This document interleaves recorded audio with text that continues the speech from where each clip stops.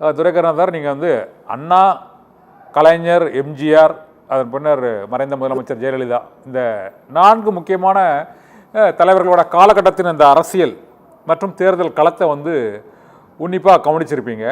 இதில் நடிகர் விஜயை பொறுத்தவரை எம்ஜிஆருக்கு பிறகு ஒரு மிக முக்கியமான, அதாவது இந்த சினிமா மார்க்கெட்டில் அவர் டாப்பில் இருக்கும்போது, அந்த ஒரு மாஸ் ஹீரோவாக இருக்கும்போது அவர் அரசியலுக்கு வர்றார். இப்போ சிவாஜி கணேசனோ, பாக்கியராஜோ, கமலஹாசனோ இவர்கள் எல்லாம் வந்து ஒரு அரசியலில் அந்த திரைத்துறையில் கொஞ்சம் ஒரு இறங்குமுகத்தில் இருக்கும்போது அவங்க அரசியலுக்கு வந்தாங்க. ஆனால் நடிகர் விஜயகாந்தை விட நடிகர் விஜய்க்கான அந்த ஆதரவு மற்றும் அந்த செல்வாக்கு என்பது நீங்களே பொதுவாக அந்த வீதிகளில் செல்லும் பொழுதோ அல்லது மற்ற ஊர்களுக்கு செல்லும் பொழுதோ பல இடங்களில் அந்த விஜயோட பேனர், விஜயோட ரசிகர் மன்றம், ஆட்டோக்கள் மற்றும் வாகனங்களில் இருப்பது விஜயகாந்துக்கு அந்த அளவுக்கு அது இந்த 2005 இல்லை. அவரே எதிர்க்கட்சி தலைவராக ஆகும்போது நடிகர் விஜய் வந்து அவர் ஒரு 9% வாக்குகளை வாங்கும்போது இவர் அதை விட ஒரு 2 மடங்கோ அல்லது அதை விட கூடுதலாக ஒரு 5% வாங்குவதற்கான வாய்ப்பு இருக்கிறது என்பதுதான் ஒரு பொதுவான கணிப்பாக இருக்குது சார். இதை நீங்கள் எப்படி பார்க்குறீங்க? இல்லை திரு கண்ணன், அதாவது திரு விஜய் அவர்களுடைய அந்த செல்வாக்கை, அவருக்கான ஆதரவை நான் குறைத்து மதிப்பிடவே இல்லை.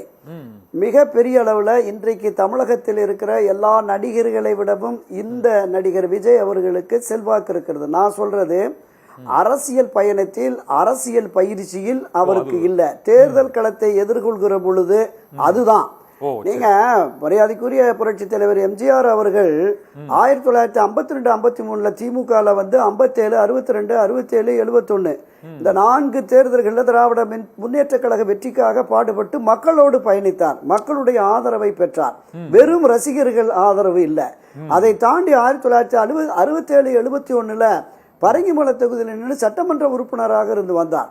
இந்த அனுபவங்கள், மக்களுடைய ஏகோபித்த ஆதரவு, அதன் விளைவாக 73 இடைத்தேர்தல், 74 புதுச்சேரியில் ஆட்சியை பிடிக்கக்கூடிய அளவுக்கு வெற்றி, 77, 80, 84 ஒரு தொடர் வெற்றி, மக்களின் பேராதரவு, கட்சியில் இருக்கிற தொண்டர்களின் ஆதரவு. இந்த மக்களின் பேராதரவு தான் ஒவ்வொரு தலைவர்களுக்கும் வெற்றியை கொடுக்கும். மரியாதைக்குரிய நடிகர் விஜய் சொல்லுகிறார், நான் 67 அண்ணா பெற்ற வெற்றி, 77 புரட்சி தலைவர் எம்ஜிஆர் பெற்ற வெற்றி, இதே மாதிரியான வெற்றியை 2026 பெறுவேன் என்று சொல்லுகிறார். அவருடைய நம்பிக்கை பலிக்கட்டும், அதுல மாற்று கருத்தே இல்லை.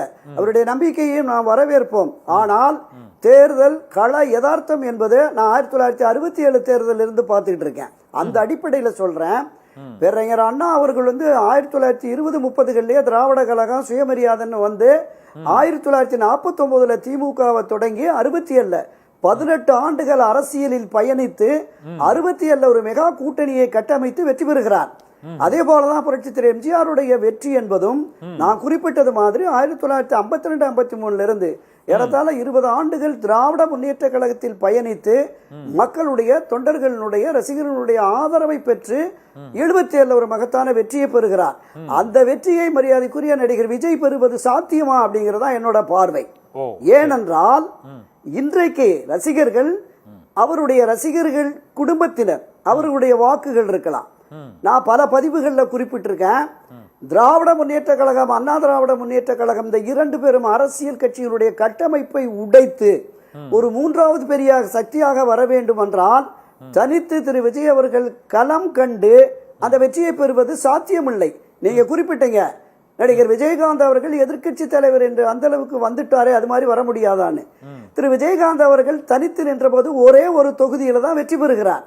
கிட்டத்தட்ட 150 தொகுதிகளில் கட்டுத்தொகை இழந்துதான் அந்த ஒரு வெற்றி கிடைக்கிறது. அடுத்து அண்ணா திராவிட முன்னேற்ற கழகத்தோடு அவர் கூட்டணி வைத்ததால் தான் அவர் பிரதான எதிர்கட்சி அந்தஸ்தை பெற முடிகிறது. அதன் பிறகு தனித்து வருகிற பொழுது சரிவு, பின்னடைவு வந்து விடுகிறது. எனவே நல்ல முயற்சி. திரு விஜயகாந்த் ஒரு மாற்றத்தை கொண்டு வர வேண்டும் என்று நடிகர் விஜய் முயற்சிக்கிறார். அது வரவேற்கத்தக்க முயற்சி. வெறும் திமுக, அதிமுக என்று இந்த 2 திராவிட கட்சிகள் 50-60 ஆண்டுகளாக ஆட்சி அதிகாரத்தில் இருந்தது. எனவே இதற்கு மாற்றம் வேண்டும் என்று விரும்புகிற சக்திகள் திரு விஜயை ஆதரிக்கலாம். அது ஆட்சி அதிகாரத்திற்கு வரக்கூடிய வெற்றியை தருமா, அதுதான் இப்ப கேள்விக்குறி. அந்த அளவுக்கு வராதுங்கிறீங்க. இதுல இன்னொரு சந்தேகம் இருக்கு சார். நிச்சயமாக